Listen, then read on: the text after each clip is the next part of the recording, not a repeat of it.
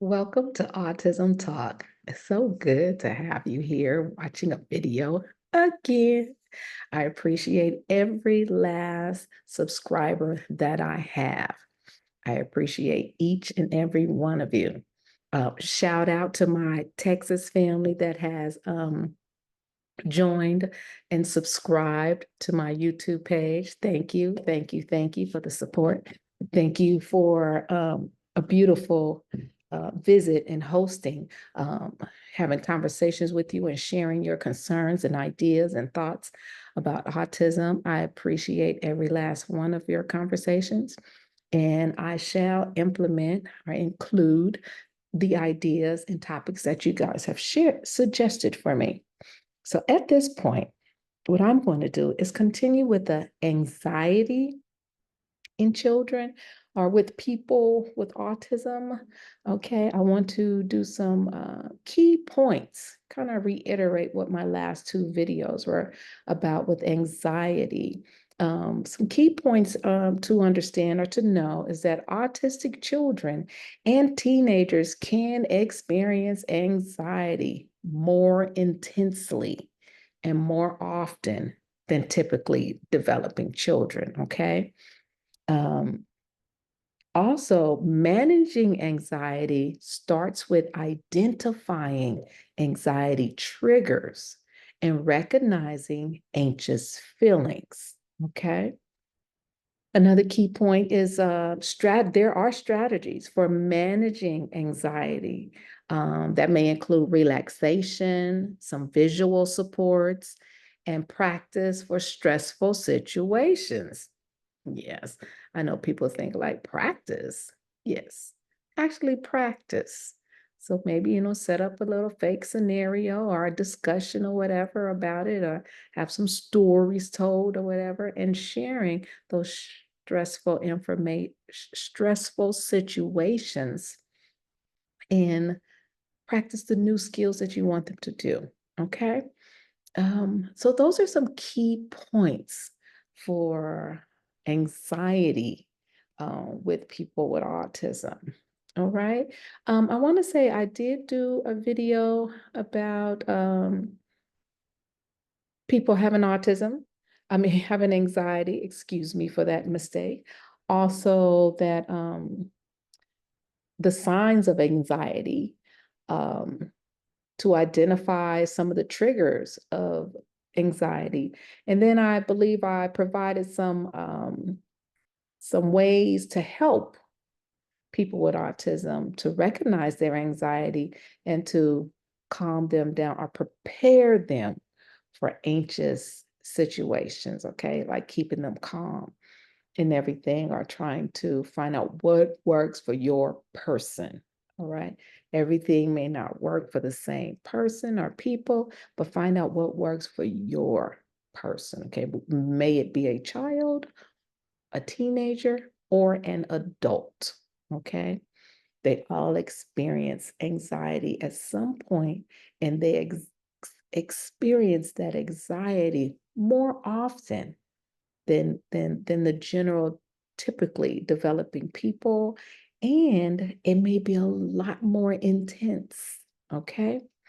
um, just to do a brief overview or review, um, you may see flapping of the hands, you may see rocking in a chair, you may see pacing of the floor. Those could be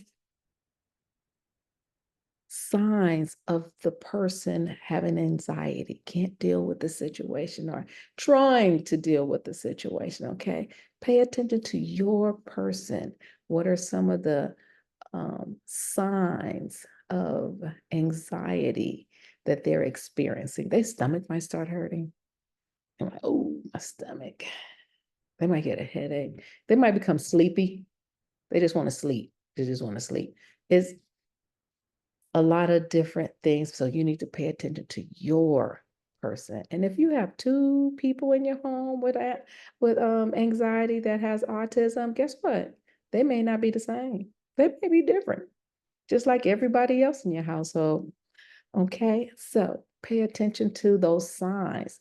And once you identify the sign with your person, Now you want to identify what was the trigger to it. What happened before they began flapping their hands? What happened before they started rocking? What happened before, those signs that showed that they were anxious, okay? And then try to address those triggers, okay? So now you can pay attention to what triggers the person, okay? It may be you telling them no. I just told him no. And so he got to, you know, banging his head up against the wall or something, banging his hands on the table. Why? But you know what the trigger was. You saying no. You see the signs of the anxiety. Now we need to come up with some solutions on how to calm the person from that anxiety. Okay. And we'll try different things. You have to find out what happens, what works for your person. You can talk to them, you can try to calm them down, but you want to do those kinds of things not during the actual episode or behavior or display of the anxiety, which you will use. Please don't get me wrong, but I'm saying if you practice it before the situation comes, then when the situation comes, guess what? You're prepared for it. And guess what? The person with autism is prepared for it also. You've given them some tools to use to help calm them down. And you could be the coach, coaching them through the new skill that you have taught them. Okay.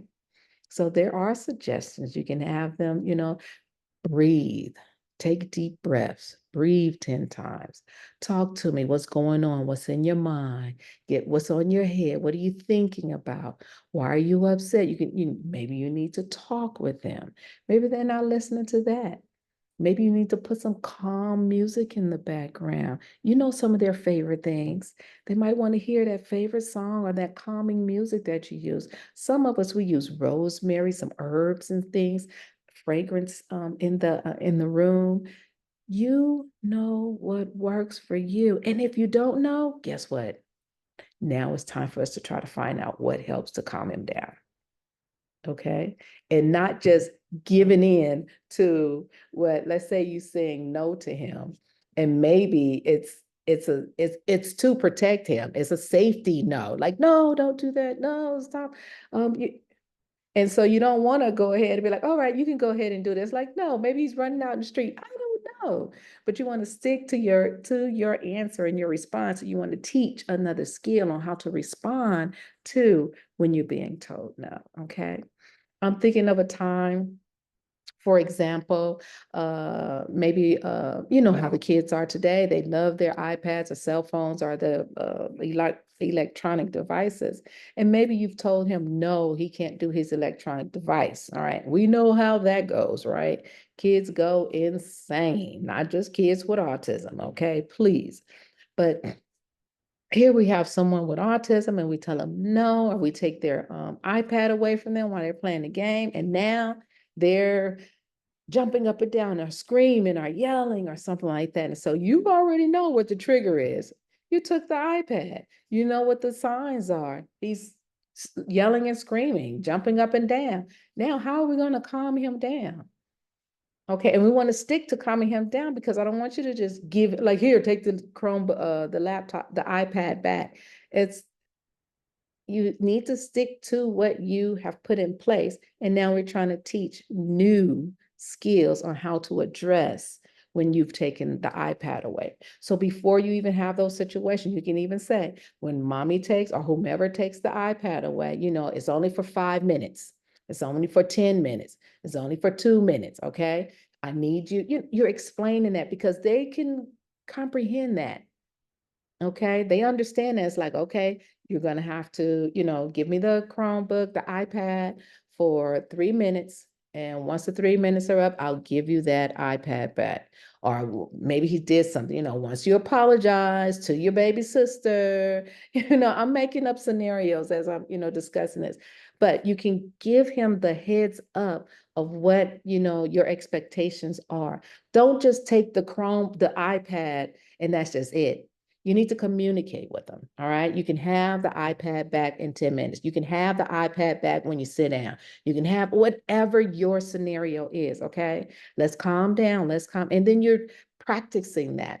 Even when he's not having the tantrum, having the episode, when it's calm, like, all right, we're going to practice. All right, now mommy will tell you, you'll have your iPad, and then you said something that was disrespectful, and mommy will say, well, I'm going to take your iPad and I'm going to keep it for 5 minutes. You're not going to be able to play with that iPad. And, so then you're practicing it. And it's like, all right, I'm going to take the iPad. And it's like, what are you supposed to do? You understand? And then he's like, I'm going to sit, I'm going to breathe 10, maybe you teach him, breathe 10 times so you can calm down, because I'm going to give it back to you. All right. Or even ask them, include them in like what helps you, to calm you down. If they're able to verbalize it or communicate it to you in some way, use it. Okay. They know. Okay, so I just wanted to share some of those reviews, or maybe some things that I probably didn't cover but should have covered, or elaborated a little bit more on some things.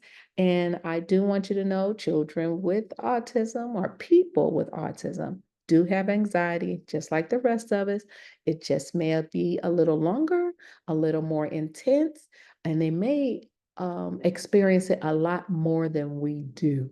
Okay, remember there's all kinds of sensitivities that may trigger something. It could be a smell of something, it could be the sight of something, it could be the way something feels.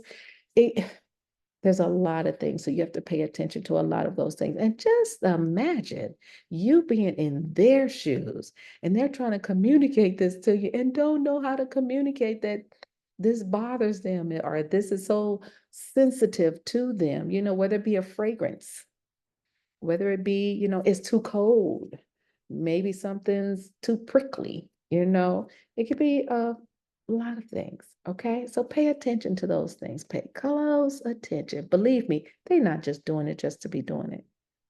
Believe me. Okay. Thank you for listening to me. Thank you for sharing your time with me.